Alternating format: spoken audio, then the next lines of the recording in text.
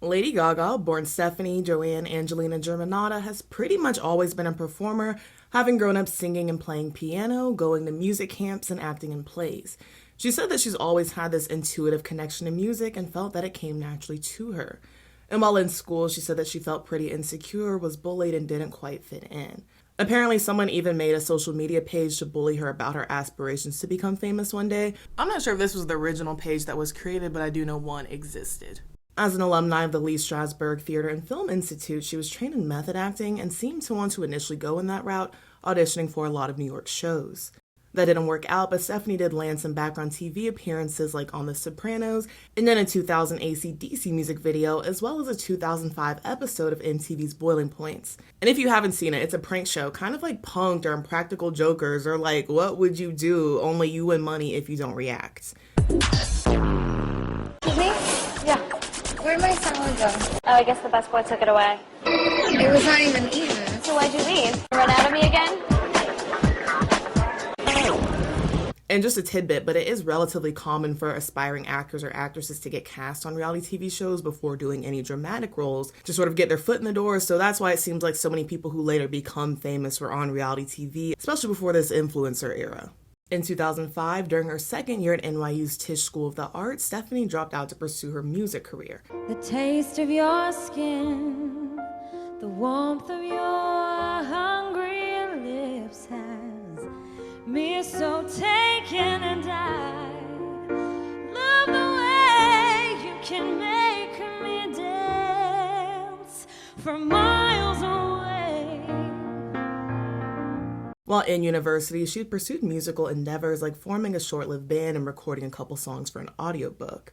And for a while at this point, she'd also been performing at local open mics, and some of these clips are still online. Stephanie also became prominent on the club scene around this time, now using the stage name Lady Gaga. She said the nickname Gaga was something that her friends and producer Rob Fusari used to call her New York, and it stuck.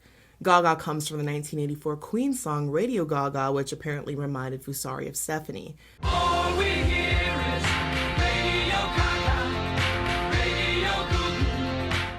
And she said about this, I decided that I've been playing under my real name for so long, I wanted to reinvent myself. So I said, what about Lady Gaga? Because Gaga is sort of crazy and lady has such connotations. Fusari, who was working with Gaga to produce her debut album, would later go on to sue her for unpaid royalties and claim that Gaga never appropriately credited him for coming up with the stage name, because he also took ownership of the lady part of Lady Gaga, saying that he tried to text her Radio Gaga and it autocorrected to Lady Gaga. And either way, this lawsuit would later be dropped in 2010, with the pair ending their working relationship years before that, I believe even preceding the release of The Fame. In September of 2006, Lady Gaga was signed to Def Jam, though that record deal only lasted for about 3 months. During this time, she continued working as a songwriter and making music of her own. But in 2007, Lady Gaga would be signed to Interscope, initially as a writer and later on as a recording artist. She was signed to the imprint Streamline, owned by Vincent Herbert, as well as Akon's Con Live distribution. Akon signed her with the intention of having her as one of his flagship recording artists after hearing her voice on a demo track that was sent to him. How'd you guys hook up? I met her as a writer. Okay. You know, I was producing with Red One, and she's an incredible writer. So they teamed us together to actually do records together. And it was actually in LA. It was an LA record plant. We was working on some records for the Pussycat Dolls. I'm like, yo, Gaga, you gotta use her. I was like, all right, but when I met her, it was crazy because I was like, wow, she's an incredible writer. Right. And then the next day came, and I realized that she's an incredible vocalist. And then the next day came, and I was like, she looks different every day. Yeah, she's definitely got her own style. No, but this is her every day. On the performance end, as I mentioned, Gaga was becoming a big name in the New York club scene. She performed several burlesque shows, creating her own show called the Lady Gaga Revue. Often, she would work with fellow burlesque performer Lady Starlight, with whom she initially bonded because they both have Lady in their stage name. I met Gaga, she came in, it was her birthday, and, you know, immediately she just always had that sparkle, and you're just like, oh, who's that? And so we were, you know, she was there, and she came up to me, and she loved it, and she put a $1 bill in my panties. You know, she tells that story, it really is true. And, you know, immediately I was like, oh, cool, you know, she had a cool look, she had, you know, dark hair, we had a similar kind of look, and she just had such a great attitude, was loving it, and you know, we just kind of, she was a lady, I was a lady, and the rest is history. And Gaga explained, I was on stage in a thong with the fringe hanging over my ass thinking that had covered it, lighting hairsprays on fire, go-go dancing to Black Sabbath, and singing songs about oral sex. The kids would scream and cheer, and then we'd all go grab a beer. It represented freedom to me. I went to a Catholic school, but it was on the New York Underground that I found myself. Most of these outfits do have a flashier, eccentric touch, be it the sequins, the dimensional fabrics, or the eye-catching accessories. The way that I've influenced Gaga isn't like any particular fashion. Like, her fashion and her look is entirely her own creation. But what I think was important that I gave to her as a friend was just the confidence to say, fuck it, just like go all the way. And the more offensive, the more, you know, that kind of reaction you get from somebody, the better. That's the sign, yes, that's the right look. And in this interview with Burlesque, by the way, Lady Starlight said that she never viewed Lady Gaga simply as a pop artist, but rather a performance artist. Both ladies performed together, billed as Lady Gaga in the Starlight Revue, and Lady Starlight described it as a postmodern pastiche of my heavy metal record collection and style, juxtaposed with Gaga's original pop songs and charismatic stage presence. And indeed, you can see exactly all of this in their 2007 Lollapalooza performance with Gaga in a disco balbustier and Lady Starlight in a neon bikini.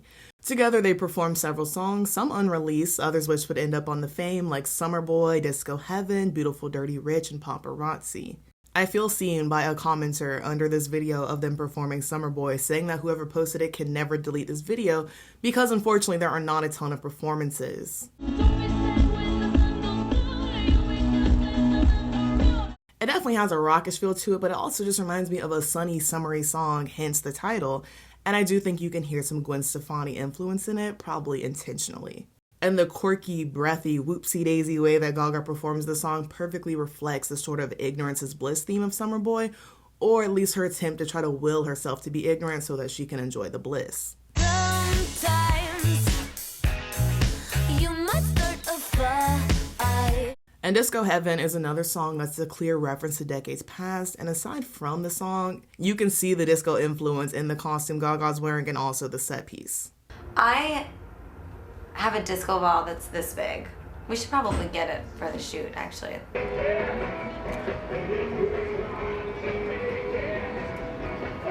And I love this song also because it intertwines dance and romance, or lust at least, from the moment Cupid's arrow sends people to the dance floor in the opening verse.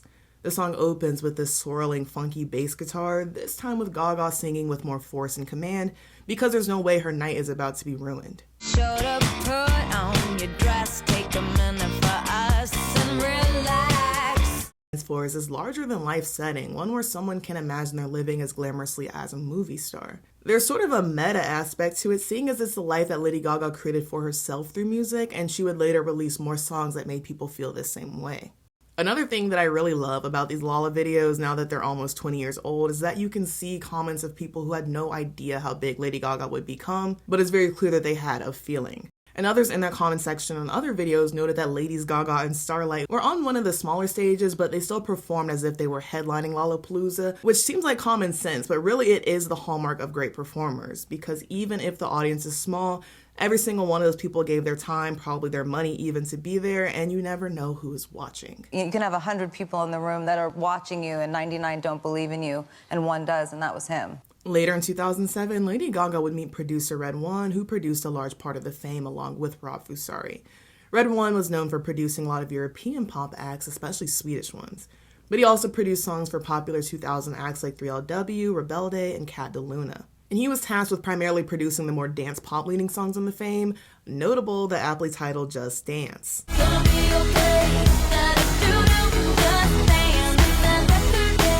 I know I'm not the only one, but when I was younger, I was like 10 when this album came out.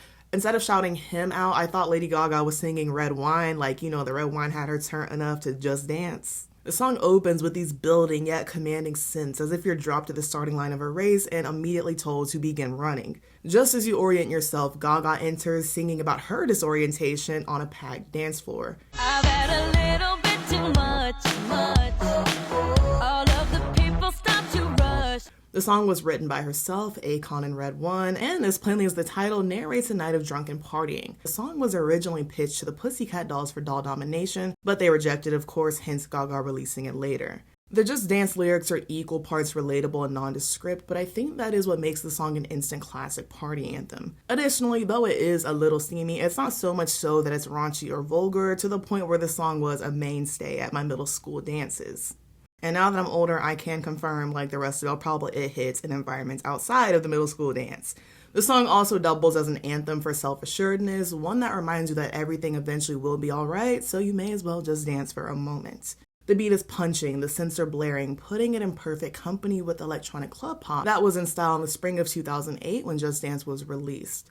The song also has a very fun rap feature from Colby O'Donis, one where he plays the role of a guy on the dance floor, attracted to just how much the girl is getting lost in the music, probably partly because they're both drunk.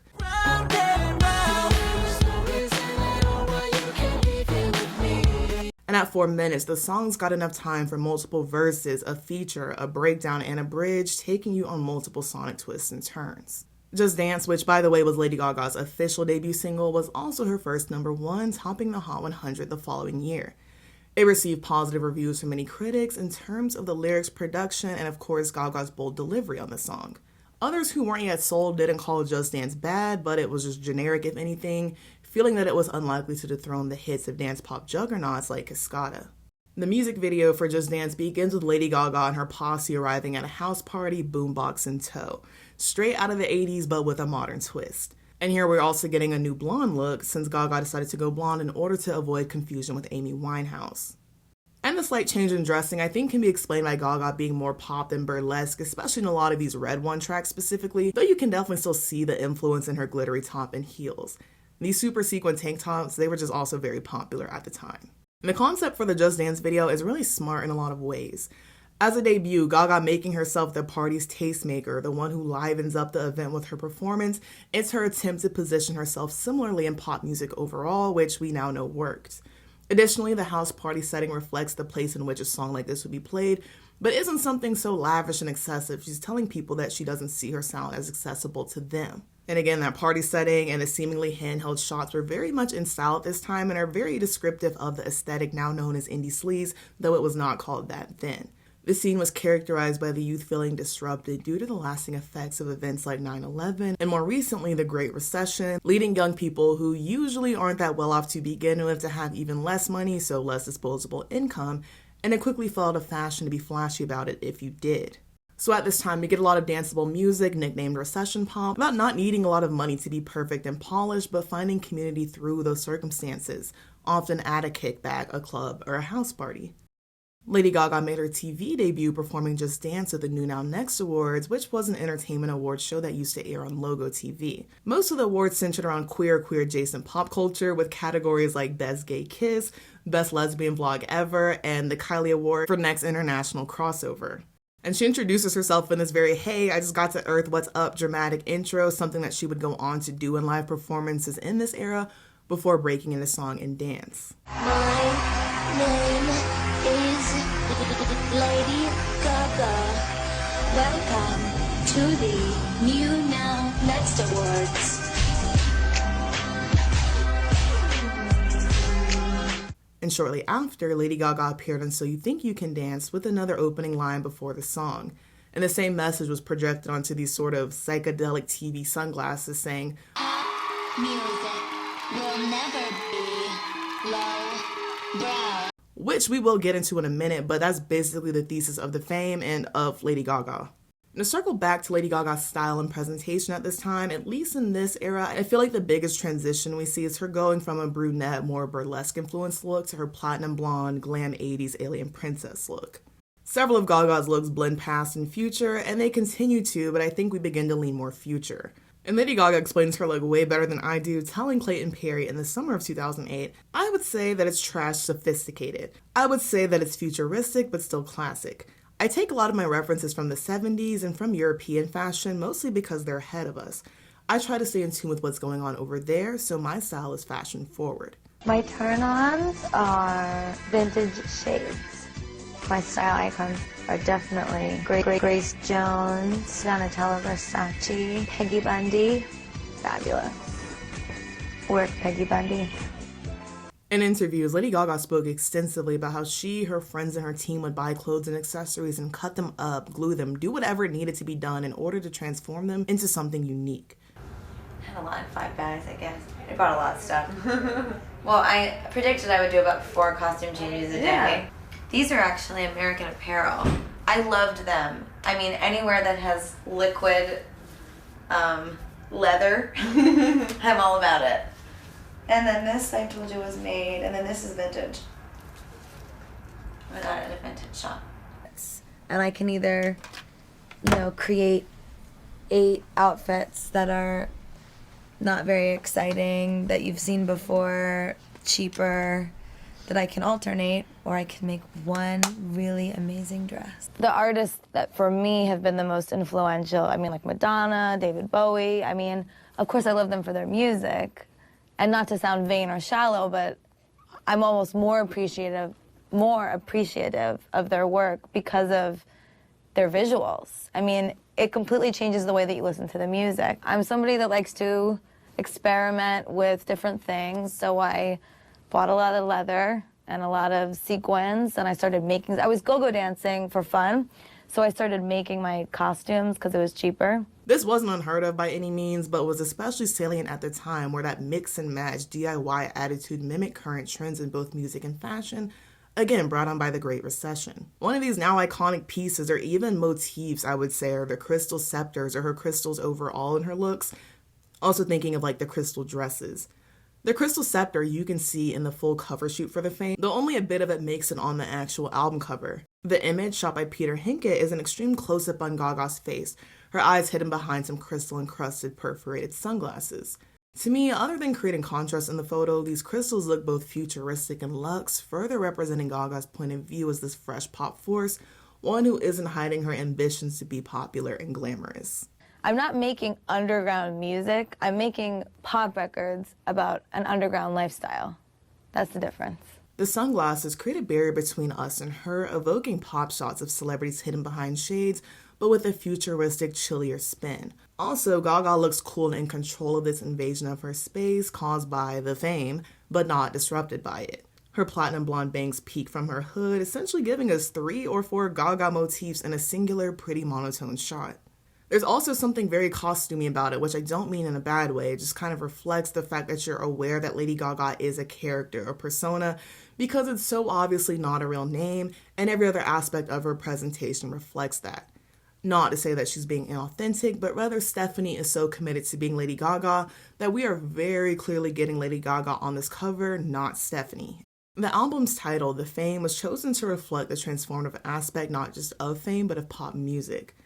I think it also establishes how, again, Lady Gaga's not going to pretend that she's too cool to crave fame because she wants it, but fame as the result of her true artistry. She said about it, "The Fame is about how anyone can feel famous. Pop culture is art. It doesn't make you cool to hate pop culture, so I embrace it and you hear it all over the Fame. But it's a shareable fame. I want to invite you all to the party. I want people to feel a part of this lifestyle." And speaking of, let's go ahead and get into the album's title track. It's this sticky, punchy, twangy electropop song in which Gaga unabashedly professes her desire for fame. Again, there's something warm, kind of California beachy about this song, definitely meant to evoke that LA Hollywood lifestyle. Gaga seemingly pokes fun at herself for being vapid and into mainstream pop culture. About is runway models, Cadillacs and liquor bottles. There's also references to being that socialite stereotype of lots of plastic surgery and bottle blonde hair, which again, Gaga's in on because she herself went super blonde. The icy tone fits that futuristic cool look of hers, but it's also clearly meant to evoke pop girls of the past like Madonna, Britney, Gwen even, and other known members of the platinum pantheon like fashion icon Donatella Versace, who she'd go on to reference in art pop.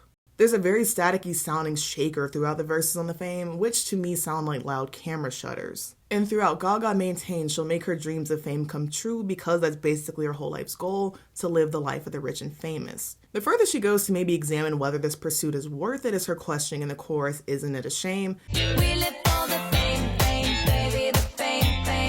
Isn't it a shame, shame, shame? But it doesn't get much deeper than that, so you're left to wonder if she's being sarcastic or if she's made up her mind that the shame is worth, or at least unfortunately comes with, the fame. To me, this song very closely relates and has a similar aspirational tone to Beautiful Dirty Rich, again, one of the songs that Lady Gaga had been performing on the New York club scene. And she said about this one, "On the Lower East Side, there was a lot of rich kids who did drugs and said that they were poor artists, so it was also a knock at that. But ultimately, what I want people to take from it is bang bang. No matter who you are and where you come from, you can feel beautiful and dirty rich." Bang, bang. We're beautiful and dirty rich. It's probably mainly the piano and drums, but something about the song sounds so English to me.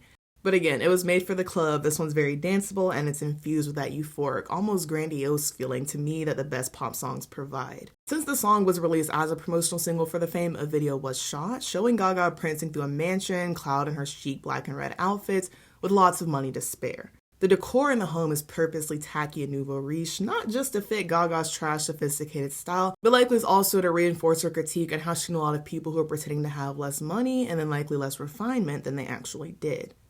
I don't know if there were any rumblings prior to this, but I think it was a known thing that Gaga came from a pretty well-off family. But I saw in 2023, someone who claimed to be a former high school classmate of hers said that while Gaga is truly as eccentric as she portrays herself to be, she did also pretend to be poor. So maybe it's true, maybe it's not, maybe she grew out of it by the time she wrote this song, but I didn't see any concrete evidence, just saw it mentioned. The Fame was released on August 19th of 2008, and though I couldn't find anything about just its first week's sales, it eventually debuted on the Billboard 200 at number 17 with 24,000 sales. And this would actually be a couple months after the album's release. And eventually it would go on to peak at number 2 on the Billboard 200, but accounting for The Fame monster, The Fame is still technically Lady Gaga's best-selling album with about 40 million copies or album equivalents sold.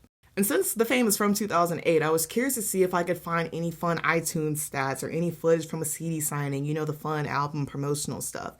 And I couldn't find one for The Fame, but she did do a CD signing later in 2009 for The Fame Monster. Two pretty unique things I noticed about The Fame is that coincidentally, or maybe not, all 5 singles come first on the album's track list. Also, the album was released with only one single, Just Dance, out. And though Just Dance performed well, was promoted obviously, and got decent reception, maybe this is why it took a minute for The Fame to rise on the charts.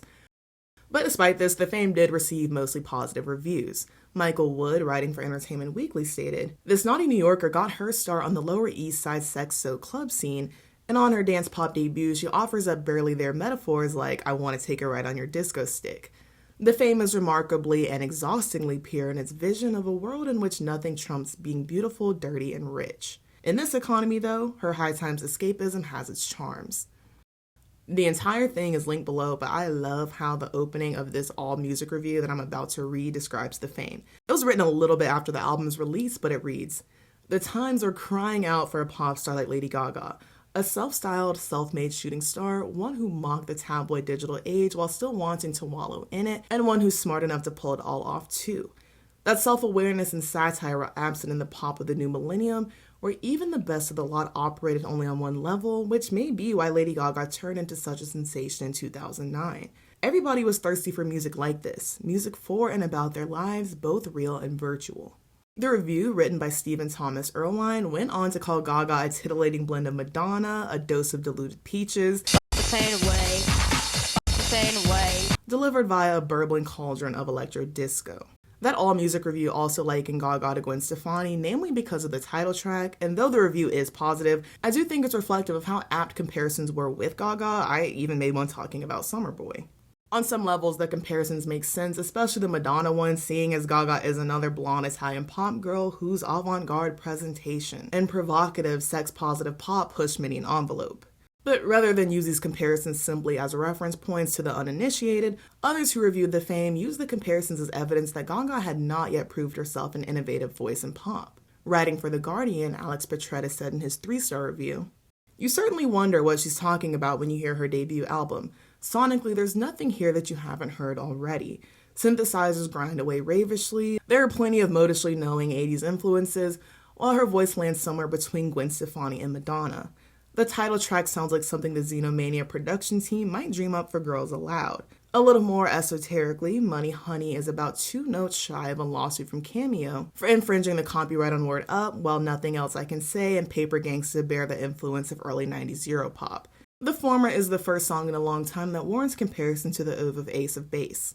Toward the end, Alex's review softens up a bit, maintaining that while he didn't think the fame displayed anything too blindingly original, the album definitely established Gaga as a hitmaker and someone able to write catchy and exciting songs. He ends his review. It's not particularly clever, at least not in the way that Lady Gaga thinks it is, but the fame certainly sounds like it could be big. Coincidentally, this review, which was published days after Poker Face debuted on the Hot 100. The song had been released as the fame's second single back in September of 2008. Again, synths guide you into this song with these repetitive backing vocals and Gaga coming in, chanting almost. Her vocals filtered as if she's delivering this message from a sleek silver space pod. I wanna hold them like they do in Texas, please. Simultaneously, you get this dark, velvety visual of Gaga at a poker table, playing poker in a sexy way because I don't know how the game works. Either way, the song is only about gambling in the metaphorical sense, which is a constant theme on the Fame. The poker face in question is a reference to how well Gaga can hide her emotions, mainly faking it for a guy who's boring her in bed, so much so that she wishes she was sleeping with a woman instead. Again, the song was praised not only for its catchiness, but its clever display of raunchiness. However, the most directly explicit part of the song wasn't caught by most, certainly not even myself, for years. It got played all over the world in thousands and tens of thousands of radio stations. But Kiss FM is the only one that said that I had to censor my lyric because they thought I might be saying something bad. In the post-chorus, it sounds like she's saying poker face several times, but each poker face is actually followed by her saying fuck her face. Poker face. The tones in the music video again echo that cool metallic sleekness I keep referring to, both in Gaga's actual presentation and in the sound of her music. Again, we get Gaga in several costumes that are both body-hugging yet take up space and draw your eye immediately to her. In this opening shot of her emerging from the pool, giving villain entrance in the best way possible. Look-wise, my favorite touch in this video has always been the little tiny metal panels that are glued to her face. I remember being obsessed with those even when I was little because it's just such a small touch that takes the look up a notch, and she really is giving a crazy Tin Woman from 2109. Again, the crystal glasses make an appearance, and she's got a lot of those crystals and prism-shaped protrusions on her costumes. The blue bodysuit, specifically in this curly blonde wig, I remember that being a popular costume, one that someone even dressed their child up in on toddlers and tiaras. Also, Illuminati allegations. Need I say more? The Poker Face video also has heavy Beats promotion, such were the times, but Gaga was actually one of the main artists used to promote Beats, and you can also see them in the Just Dance and the Beautiful Dirty Rich videos, for example, among others. And she specifically was chosen to make these headphones seem more appealing to women and eventually got her own line called Heartbeats in 2009. And I would also think Gaga was chosen because she loves technology and incorporating it into her performance in videos. Speaking of, her TV glasses make another appearance here, shouting out pop culture. And throughout the video, Lady Gaga traipses through the mansion, dancing, playing around at ease because she's won the game, so to speak. Your bank before I pay you out. I promise this promises. Check this hand cause I'm mom. Another visual moment that I tie heavily to this song and feel like probably a lot of people around my age might is the Lotus Hotel scene from the Lightning Thief movie. If you know anything about this movie, it's likely that it's considered to be a terrible book adaptation and a terrible movie overall to some. And this moment became so popular, one of the most talked about scenes from that whole movie, that a decade later in the new, supposedly more faithful adaptation, they do try to recreate this scene using Dua Lipa's Levitating. But yes, it was a moment from its release and well after. Poker Face secured Gaga a second #1 single from the Fame and actually went on to become one of 2009's best singles and later one of the best-selling singles of all time. The song was so popular it was also sampled in Kid Cudi's 2009 song Make Her Say. Mommy, no, we can really make it go. Yeah. Kanye West, who produced the song, took the samples from an acoustic performance of Poker Face rather than the studio version.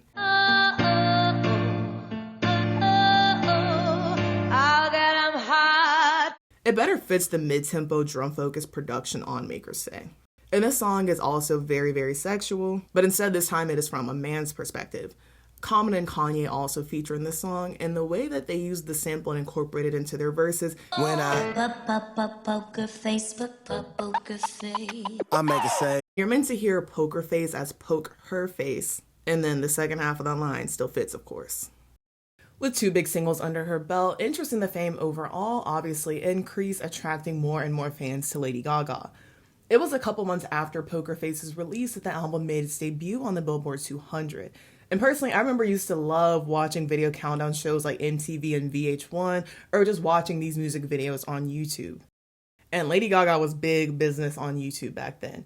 She was the subject of a lot of parodies. For some reason, this Venetian princess one sticks out in my mind. Can't deny that I am really from outer space.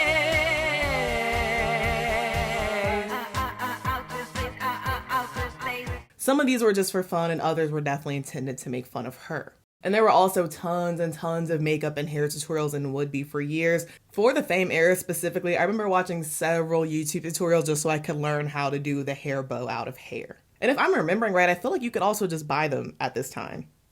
And I would think it likely helped her that a lot of her fan base were already internet users, especially in an age where virality was harder to come by.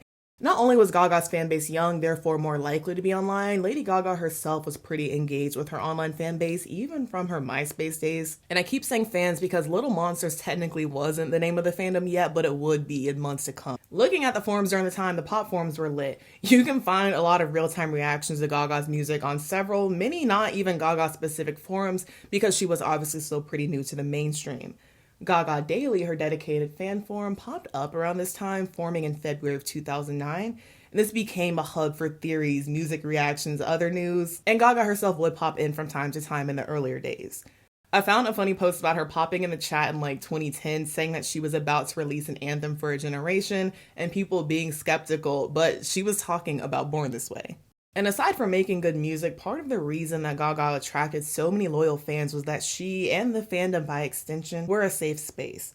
Having felt outcast herself, Lady Gaga said it was important to censor and include her fans, many of them queer, in her music. So it's a mix of that engagement, the inclusion, the theatricality, aside from the music being catchy and Lady Gaga actually being talented, that drew people in. And as is typical and made easier by social media, when a new pop girl comes up, there's always going to be friction between that fan base and other existing fan bases. At the time of Gaga's breakthrough, those more mobile social media sites are really beginning to take off, so a lot of fan wars played out there. One of the historic stan wars was with Christina Aguilera's fan base, The Fighters, after she was accused of copying Gaga's look and sound to promote her upcoming compilation album. It probably didn't help that her single Keeps Getting Better was released just a day before Poker Face, it seems. And in response to all of the comparisons, Christina claimed, "I'm not quite sure who this person is, to be honest.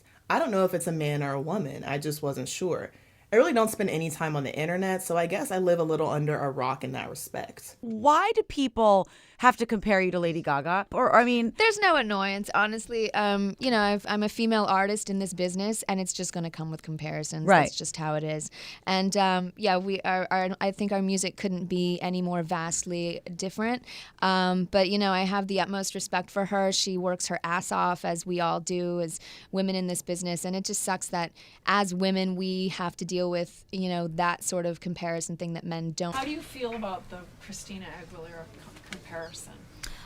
Well, it's interesting because I think that we're so different in so many ways, and I have such a tremendous amount of respect for her as an artist. I was such a big fan when I was little. I think she's wonderful, and no enemies here. Let's all be strong women, huh? She didn't copy you, you didn't copy her. No, she absolutely didn't steal anything from me, and if anything, I'm really flattered to have inspired a superstar. And this man rumor is one that Lady Gaga refused to shut down for years, basically saying, if I were a man or if I was male, so what? There was that rumor that you had a male appendage, that you were a hermaphrodite, and you joked about it on the stage last night. Maybe I do. But it's interesting. Will it be so terrible? But it's interesting, a lot of artists would immediately put out some sort of a statement saying this is absolutely not true.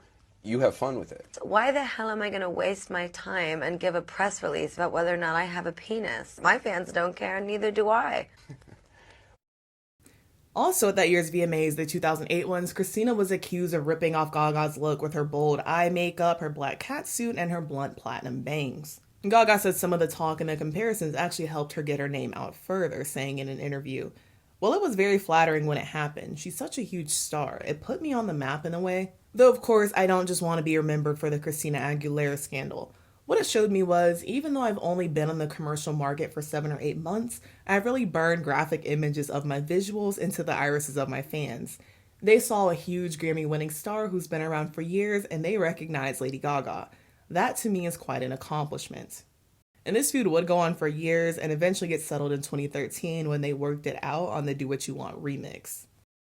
In January of 2009, And Nothing Else I Can Say became the Fame's third single. I feel like of the 5 singles, this is the middle child one that ended up being the least talked about. Again, this song references an ill-fated relationship, one that Gaga finally ends, meeting someone new as a result. And this one's got a bright, lofty sound to it, though it is still very much electronic. I didn't mean to hurt you, I never thought we'd fall out of place. The video has these warm, light pink tones, and it's got this summery retro Euro vacation feel to it, though it seems pretty clear that it was shot in New York. And I do feel like Nothing Else I Can Say is a little breath of fresh air from the 2 more unrelenting dance floor ready singles that came before it, but I can see how if you want a dark alien disco club pop Gaga, this song wasn't your vibe. And looking on Billboard, it doesn't even seem like this single even charted, so I'm not sure how much it was promoted. But even in the comments on YouTube, you can see a lot of people calling Nothing Else I Can Say overlooked or underrated, and the music video does have significantly less views than the other singles. But overall though, it was hard to not take note of Lady Gaga's quickly rising star as she picked up her first Grammy nomination. Just Dance was nominated for Best Dance Recording, though it lost to Daft Punk's iconic Harder, Better, Faster, Stronger. And soon after this, Love Game, the Fame's 4th single, was released. It's another dark, pulsating track, another one that sees Gaga caught up in this cat and mouse game. Play a love game, play a love game. Do you want love or you want fame or you win the game? The song is referenced briefly at the beginning of Poker Face, and both songs do have similar themes. And Gaga said the song was written in the library at Tisch, explaining, "I'd finished most of the song, but it was still missing something. Originally, the hook was I want to take a ride on your stick, but I knew that wasn't catchy enough. So I looked out into the library, and I don't know if it is still like this, but at the time, it had all these golden bars running up and down the interior of the library, and there were a ton of windows, so the bars reflect light all over. I know it seems crazy, but in that moment, after having been writing the song for hours, the way the light was reflecting off the bars reminded me of a disco ball, and just like that, I had the phrase disco stick." This beat is sick. I wanna take a ride on your disco stick. Don't think too much, just bust that kick. And when Gaga finished the song, she said that it was one of her favorites that she had written and composed. Love Game was yet another hit, peaking at number 5 on the Hot 100. The video for this one is darker again, with most of the light and the brightness coming from Gaga herself, drawing men to her kind of like a moth to a flame. Though the video doesn't take place at the club, Gaga and her dancers have brought the club to the bus, the subway station, the city at large. And the streetlights flash as if they're synchronized strobes. The Love Game video was actually banned from Australian TV due to its vulgarity, of course due to the disco stick lyric, but also because of the suggestive content in the video. And part of the reason they decided to ban it overall because there was no way to censor the song and edit the video down to the point where it would be PG enough to show on TV, but still also be coherent enough for you to even get the song or the video. Speaking of disco sticks, I want to talk about Boys, Boys, Boys. Not psychotic or dramatic. I like boys and that is that. It's love it when you call me legs. I love this one and was pleasantly surprised to find out that it was intended to be a single, but promotions for the Fame Monster started instead, so it wasn't. The lyrics are silly, but perfectly describe being young, carefree, and just seeing where the night takes you. Gaga said that she was inspired to write this song because she wanted a song similar to Motley Crue's Girls, Girls, Girls, but this time one about men. Because of this, she called it a metal song trapped in a pop star's body.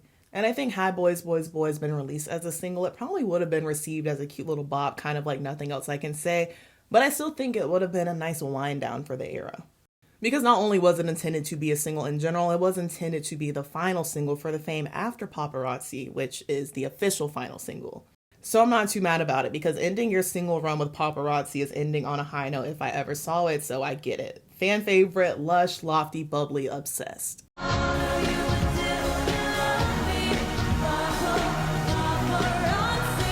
I love how Gaga performs Paparazzi with such euphoria that it feels like she's singing about someone being so in love with her, but it's the opposite. Her obsession with the man in the song gives her that much of a thrill. This thrill and rush of chasing this man, like the obsessed paparazzi, to me it reads as a metaphor for Gaga's obsession for fame. She chases fame like the obsessed paparazzi chase famous people. And though the song became a single in the summer of 2009, it had been written over 2 years before that point. This is for my one and only true love. His name is Paparazzi. And a lot had obviously changed for Gaga in between. But I think her actually becoming very famous only makes this song better. It's an examination of the double-edged sword of fame, one that she better understands now. The paparazzi are invasive, parasitic even, but they, especially in the 2000s, didn't really follow around nobodies. And probably not a hot take, but I read Paparazzi and Applause as sister songs, in that they both examine that weird space of living for the art and the fame, but potentially dying by it if you can't balance both. Aside from just being obsessed with fame and wanting it, Paparazzi also references the pain, abuse, and exploitation that artists often experience while trying to succeed. This is also represented very well in the music video, which opens on shots of a sprawling estate with Gaga rich, famous, and on top of the world. And her lover, played by Alexander Skarsgård, sets her up to be captured by the paparazzi before pushing her over a balcony. Gaga follows glamorously, implying that despite being at a low point, a betrayal even, she still has to perform and be Gaga, or all of her work will have been for nothing. Years after this, Lady Gaga revealed that when she was 19, a producer had raped her after threatening to burn all of her music, and she explained in a documentary. "I was 19 years old and I was working in the business, and a producer said to me, 'Take your clothes off.' And I said no. And I left and they told me they were going to burn all my music, and they didn't stop. They didn't stop asking me, and then I just froze and I don't even remember." She said the producer, who she didn't want to name, dropped me off pregnant on a corner because I was vomiting and sick. Returning to the paparazzi video, Lady Gaga does survive this fall, now even more of a spectacle than she was before, and this is where the actual song begins. Though she survives, she's injured, with Gaga being seen in a bedazzled neck brace and wheelchair. She's stripped out of what almost looks like morning attire, revealing this metallic, almost robot-looking bodysuit and matching crutches. This photo of us, it don't have a price. Ready for... After which Gaga is finally able to stand. And at the time, this symbolism was criticized by some for glamorizing physical disability or potentially turning it into an aesthetic. Their property is littered with other fallen women, representing how those in the industry eat up pop stars and spit them out and then move on to the next one. Some of the women are dressed like maids, so not the stars themselves, and maybe that's meant to represent how a lot of these stars end up isolated, or those who are complicit aren't necessarily safe either. Near the end of the paparazzi video, Gaga has this dance sequence filling an empty room, seemingly healed, having gone from that black that she's wearing when she first re-enters the house in the wheelchair to a white outfit mainly. But despite this, by the end of the video, she has been replaced by a younger, hotter star, meaning her lover or the industry has found their next victim. I like the detail of the Mickey Mouse shutter glasses starting to open when she gets back to the house, but them being completely open here as she's become more wise into the industry. Fed up and not ready to just have everything she worked for thrown away, she finally poisons her label head evil villain man, licking the spoon herself, which to me is kind of admitting that she's not escaping unscathed, that she's kind of learned some dirty tricks along the way too. And she closes the glasses again before doing like a whoopsie daisy pose, but fully admits to killing her boyfriend because she feels justified.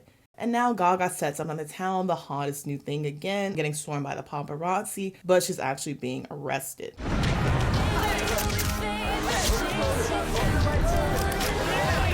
I think this speaks to how we eat up a spectacle, especially a tragic one, move on after that spectacle is gone, and don't come back until there is another one. And it's because of this that Gaga has that two birds, one stone approach, because she knows the media loves a spectacle, but they also love a drama and a bad girl. Or at least used to. I think you can also read this as Gaga not trying to take down the whole music industry, but her winning that personal internal battle to not lose herself completely in all of the fame and the trauma, but also not losing her fans' interest in her either. The Paparazzi video is a 7-minute short film, one that completely does the song justice and elevates it even. It's a no-brainer the video was nominated for several VMAs in 2009. And in total, Lady Gaga was nominated for 9 awards, taking home Best New Artist, as well as Best Special Effects and Art Direction. That night, she was also up for prestigious categories like Best Pop Video and Video of the Year. And of course, the 2009 VMAs are where Lady Gaga gave her now iconic performance of Paparazzi, during which she quite literally bled for the audience, at least with fake blood. And during this performance, Gaga dances, sings live, plays piano, all amongst the wreckage of a pristine white party. I love watching the performance overall, but I especially love watching the close-ups on her face because you can see that unhinged, madly obsessed, vengeful look in her eyes.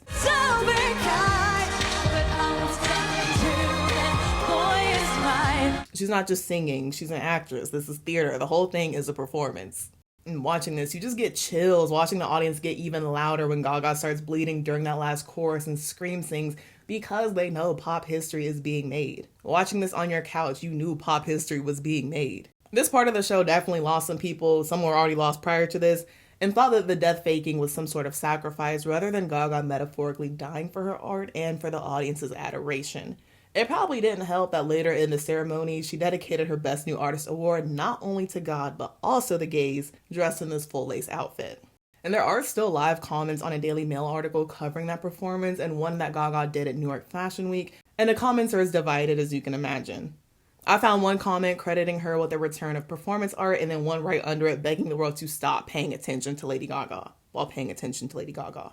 And now, over 15 years later, that Paparazzi performance is considered one of the best given at the VMAs and still one of the best of Gaga's career. Just recently, I saw a lot of people bringing up this performance when it comes to artists who have that performance, aka one that's so good it could have changed the trajectory of their career.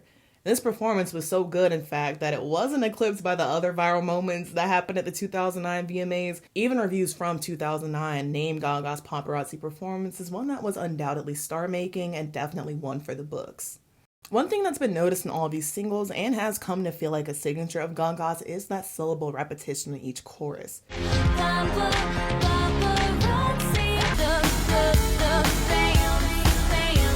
It helps makes the songs catchier, of course, takes up space, so less words have to be written, and less words have to be remembered on the listener's end, which makes the song even catchier.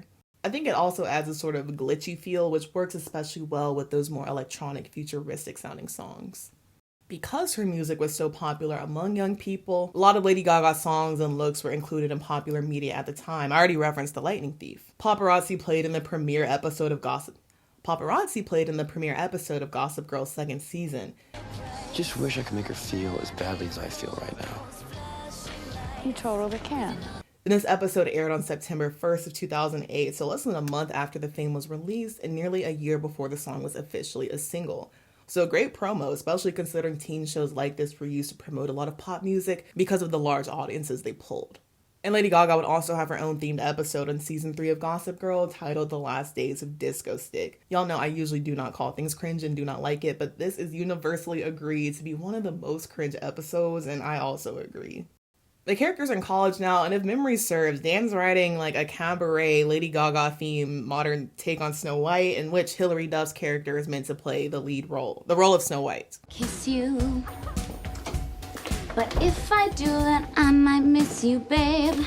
And Blair, who's on this multi-episode quest to impress the other students, she is able to get Lady Gaga to hold a private concert for the students, so Lady Gaga actually does appear in this episode. The characters go to NYU. I think Dan at least specifically is at Tisch, and again, Lady Gaga was also a Tisch student.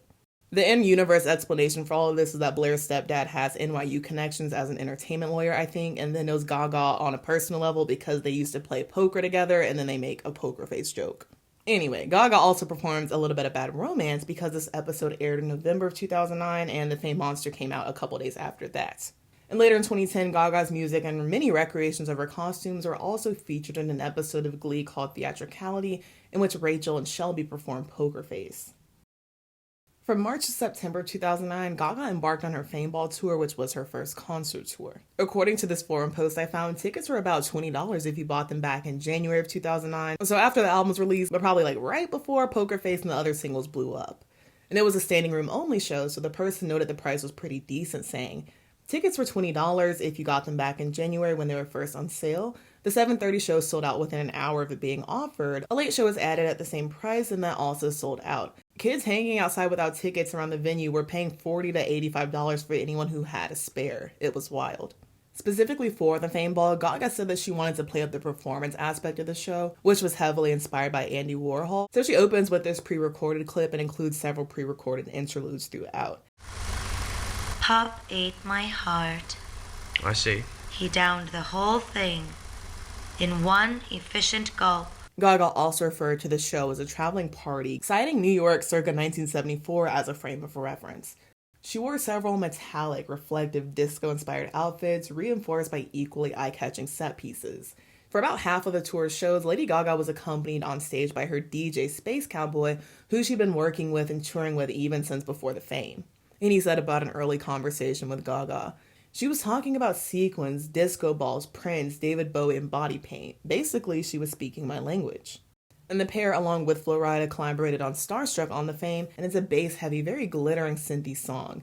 It's infectious and sees Gaga doing a bit of melodic rapping, which blends very well with Flo Rida's presence on this track. Rolling out to the club on the weekends, styling out to the beat that you're freaking, fantasize on the track. It's very glam, very black shades and bandage dress or neon skinny jeans. Lyrically, it's another song that's kind of romantic, kind of lustful. But Gaga's into this guy because she finds his passion for music hot, which checks.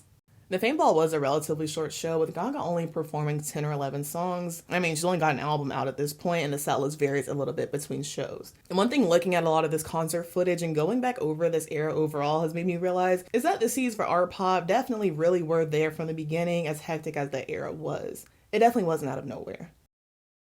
In January of 2010, Lady Gaga would win her first Grammy, taking home Best Dance Recording for Poker Face. Overall, she was nominated for the song 3 times, also being nominated for Song and Record of the Year.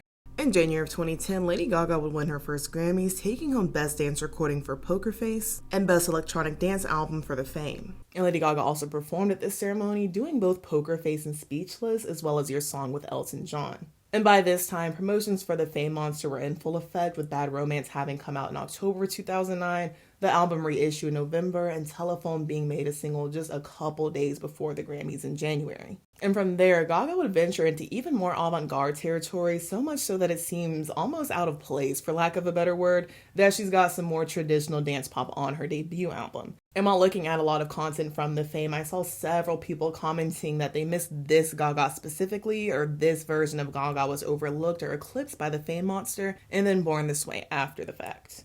And I think this is also part of the reason for the debate as to whether the Fame and the Fame Monster, though the latter is technically an EP or a reissue, should be thought of as 2 different albums. So I guess like treating it like Sweetener and Thank You Next, if you will. And tonally, though the Fame is dark and has some mostly dark themes, it is noticeably a more danceable nightclub form of darkness rather than full-on despair. It's a very fun love letter to pop stardom, living like a pop star, the good and the bad, that I think with age is cool to watch the prophecy have been fulfilled in a sense, because imagine calling your debut album The Fame and it flops. And it's weird to think that we've now been around long enough to see Gaga get canonized as a main pop girl, and people even question whether she is one of those last ubiquitous megastars, one that people now treat as one of the standards, the likes of whom they think we may never see again.